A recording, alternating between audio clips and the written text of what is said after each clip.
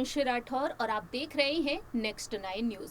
महाराष्ट्र में सियासी संकट के बीच इस वक्त पक्ष और विपक्ष एक दूसरे पर लगातार निशाना साधते हुए दिखाई दे रहे हैं। जैसा कि आप सभी जानते ही हैं कि पहले मुख्यमंत्री पद के चलते काफी ज्यादा विवाद खड़ा होता हुआ दिखाई दिया, लेकिन अब आने वाले चुनाव के चलते काफी ज्यादा सियासत तेज होती हुई दिखाई दे रही है। आपको बता दें, राष्ट्रपति चुनाव के बीच हम सभी ने देखा कि किस तरीके से यहाँ पर गठबंधन टूटते हुए नजर आए हैं। गठबंधन टूटता हुआ दिखाई दिया उत्तर प्रदेश में, तो वहीं महाराष्ट्र में एनसीपी के प्रमुख शरद पवार इन गठबंधन को बचाने की पूरी कोशिश कर रहे हैं।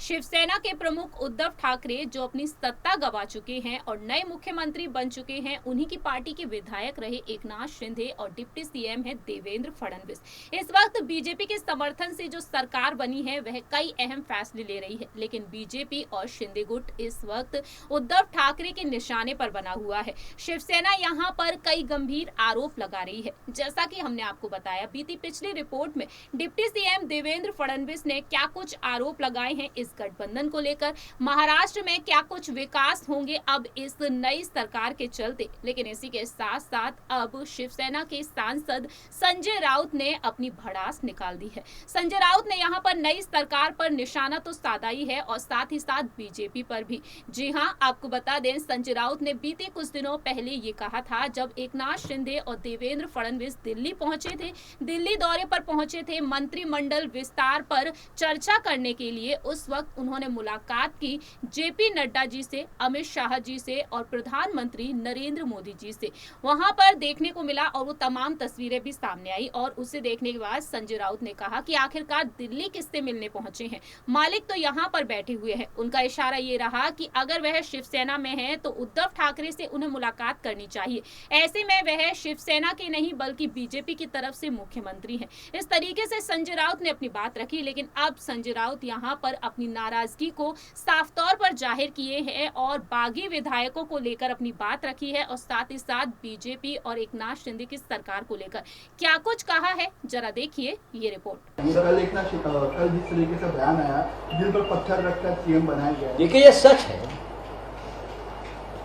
दिल की बात जो है वो मुंह से निकल गई, जो दबा के रखी थी 1 महीने से, वो चंद्रकांत दादा पाटिल का मैं अभिनंदन करता हूँ, मैं स्वागत करता हूँ।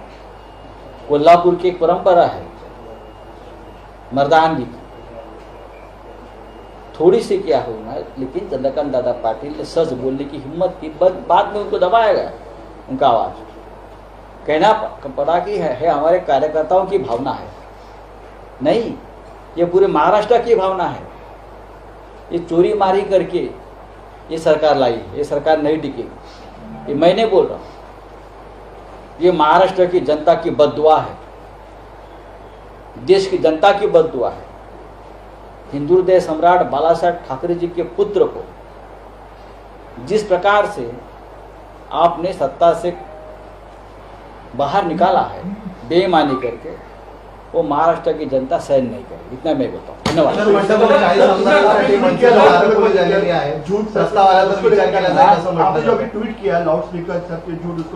झूठ है जो कल मैं भाषण सुन रहा था हमारे प्रिय मित्र देवेंद्र जी का, कि हमने कैसे दगाबाजी की, शिवसेना ने क्या किया, ये नहीं किया, वो नहीं किया, इसलिए हमने ये शिवसेना की सरकार। कौन सी शिवसेना? ठाकरे जी के बगैर शिवसेना बन सकती है क्या? बाला साहेब ठाकरे जी के बगैर, उद्धव ठाकरे जी के बगैर आप ये देश सोच भी सकता है शिवसेना? आप किसको खत्म करना चाहते हो? इसलिए मैंने ट्वीट किया है कि आप कैसे झूठ बोल रहे थे।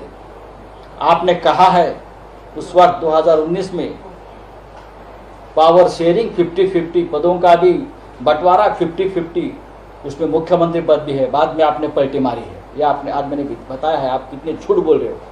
और लाउड स्पीकर बंद करो, आपकी जो लाउड स्पीकर नहीं है, अपनी तो पुंगी है।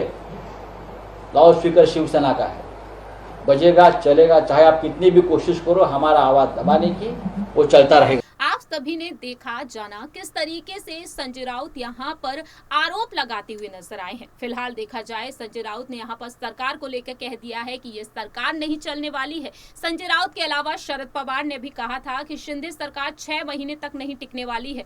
वहीं अजीत पवार भी लगातार निशाना साध रहे हैं। जिस तरीके से हमने प्रेस कॉन्फ्रेंस देखी देवेंद्र फडणवीस और एकनाथ शिंदे की, और उस दौरान देवेंद्र फडणवीस ने एकनाथ शिंदे के सामने से माइक हटाकर अपने आगे रखा, पत्रकार के सवाल का जवाब दिया और वापस से माइक उसी जगह रख दिया, जिसको देखने के बाद विपक्ष ने निशाना साध दिया। और दूसरी प्रेस कॉन्फ्रेंस में देखने को मिला कि देवेंद्र फडणवीस एक चिट्ठी निकाल कर देते हैं एकनाथ शिंदे को, जिसके बाद अजीत पवार ने भी कह दिया कि ये सरकार लंबे समय तक नहीं चल पाएगी। ये कैसी सरकार है, सिर्फ यहाँ पर 2 ही मालिक हैं जो सरकार को चला रहे हैं। आखिरकार मंत्रिमंडल के विस्तार में इतनी देरी क्यों हो रही है? उद्धव ठाकरे ने इस तरीके से बात रखी है और साथ ही साथ आदित्य ठाकरे भी बागी विधायकों को अपने दल में बुलाने की पूरी कोशिश कर रहे हैं। तो क्या वाकई में रश्मि ठाकरे, उद्धव ठाकरे, आदित्य ठाकरे और एनसीपी कांग्रेस की ये रणनीति काम आएगी? ये तो वक्त के साथ ही पता चलेगा। इस रिपोर्ट में इतना ही। आपकी क्या राय है या बता सकते हैं कमेंट सेक्शन में। तब तक के लिए आप देखते रहिए नेक्स्ट 9 न्यूज।